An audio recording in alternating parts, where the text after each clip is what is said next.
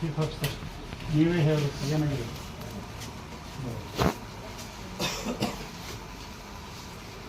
ಮಾಡ್ಕೊಂಡು ನಾಳೆ ಕೊಡ್ತಾರೆ. ಇನ್ನೂ ಉತ್ತಾರ ಕೊಡಲ್ರಿ ಸರ್.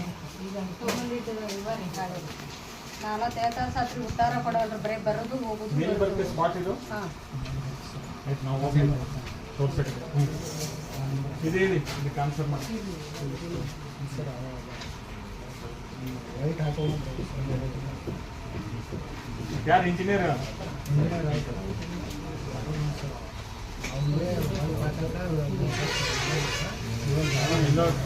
ನಾನು 120 ಅಲ್ಲ 500 ಬಲ್ಬ್ ಹಾಕಿನ ಅಂತ ಬರೀತೇನೆ. ಅದು ಅವ ಹಾಕ್ಯಾನೋ ಇಲ್ಲೋ ವೆರಿಫೈ ಮಾಡ್ಬೇಕಾದ್ರೆ ನೀವೇ ತಾನೆ. ಮತ್ತು ಅವ ಬರ್ತಾನೆ ನೀವು ಸ್ಯಾಂಕ್ಷನ್ ಮಾಡಿಬಿಡ್ತೀರಿ. ಮತ್ತು ಪ್ಲಸ್ ಎಲ್ಲೆಲ್ಲ ಅವ ಹಾಕಿರ್ತಾನೆ ಸರ್. ಒಬ್ಬನ ಲೇಬರ್ ತೊಗೊಂಡಿರ್ತಾನೆ. ಆ ಲೇಬರ್ ಪಗಾರ ಒಂದು ವರ್ಷಕ್ಕೆ 80% ಮಾತಾಡ ಅದನ್ನು ನಾ ಟೆಂಡರ್ ಕರೆ ಇರ್ತೇನೆ ಸರ್. ಅದನ್ನ ಆಗೋದು ಬೇಡ ಅಂತೇಳಿ ನಾ ಟೆಂಡರ್ ಮಾಡೋದು. ಮತ್ತು ಇವು ಯಾಕೆ ಬಂದ್ರೆ ಇಲ್ಲಿ ಅಂದರೆ ಹಿಂದೆ ಕೊಡೋದು ಸರ್. ಈಗ ನಿಮ್ಮ ಗಿಡ ಮುನ್ಸಿಪಾಲ್ಟಿ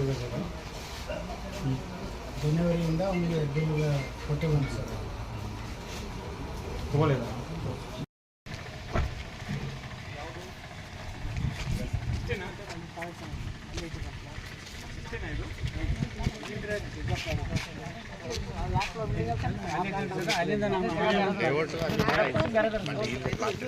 ಪರಿಶೀಲನೆ ಮಾಡಿದ್ದಾರೆ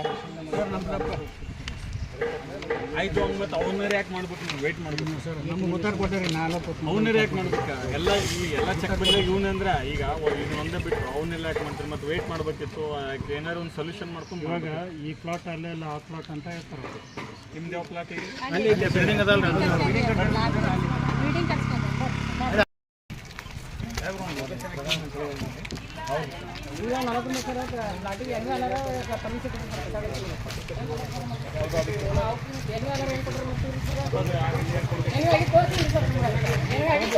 ಅದನ್ನೇ ಡೀಟೇಲ್ಸ್ ಹೇಳಿ. ಯಾವ ಸಿಮ್ ಅಂದ್ರೆ ಈಗ ಎಣ್ಣೆ ಆಗಿರೋದು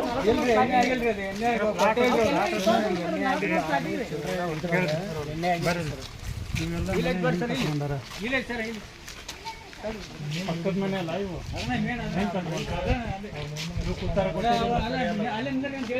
ಅವ್ರಿಗೆ ಕೊಟ್ಟಿಲ್ಲ ಸರ್. ಅವ್ರಿಗೆ 10 ವರ್ಷ ಆದ್ರೆ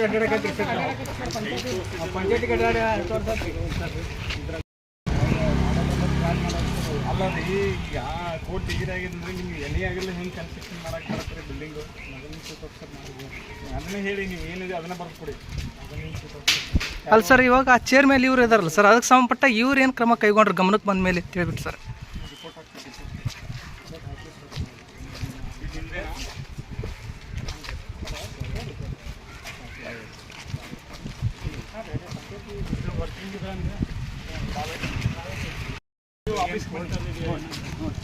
ಹೋಟೆಲ್ ಇದೆ ಮತ್ತೇನೋ ಹೋಟೆಲ್ ಇದೆ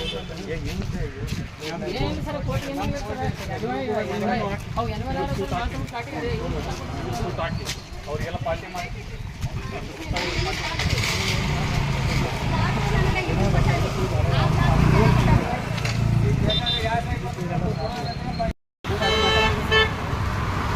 ಎಲ್ಲರೂ ಹೆಂಗೆ ಮತ್ತೆ ನಮಗೆ ಕೊಡೋಕಿಲ್ಲ ಅಂತ ಮತ್ತೆ ಎಲ್ಲರೂ ಇವ್ರು ಕೊಡ್ತಾರೆ ಸರ್.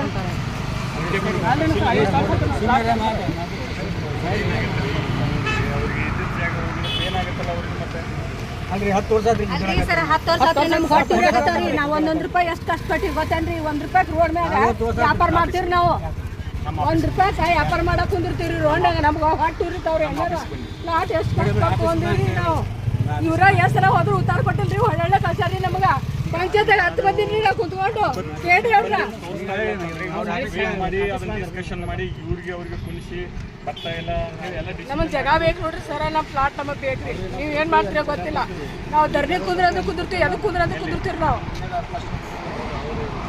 ಅದು ಸರ್, ಅದು ಬೇರೆ ಬೇರೆ ಹೆಸರು ಇರುತ್ತೆ ಸರ್. ಪ್ಲಾಟಿಗೆ ಕೊಟ್ಟಿದ್ದು ನಮ್ಗಲ್ಲ. ಈಗ ಅವಾಗ ನಾವು ಮನೆ ಬಿಡಬೇಕಾಗತ್ತೆ ಕುಂತೀವ್ರಿ ಅದ್ರಾಗ. ರೊಕ್ಕಿದಾರ ಆಟ ಆಗೈತೇನ್ರಿ? ಬಡವ್ರು ಏನೋ ದುಡ್ಕೊಂಡು ತಿನ್ನೋದು ಕಟ್ಟಿಸ್ಕೋಬಾರ್ದನ್ರಿ ಹೆಂಗಾರ?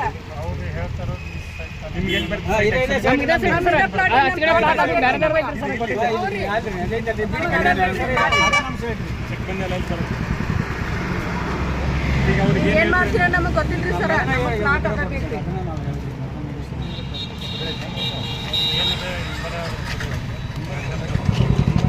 ಅವ್ರು ಏನು ನಂಬರ್ ಕೊಟ್ಟರೆ ಅವ್ರು ನಿಮ್ಮ ಕೋರ್ಟಿಗೆ ಹೋಗ್ತಾರೆ ಅವರು ಮುಂದಿನ ಡಿಸಿಷನ್ ತೊಗೋಬೇಕು.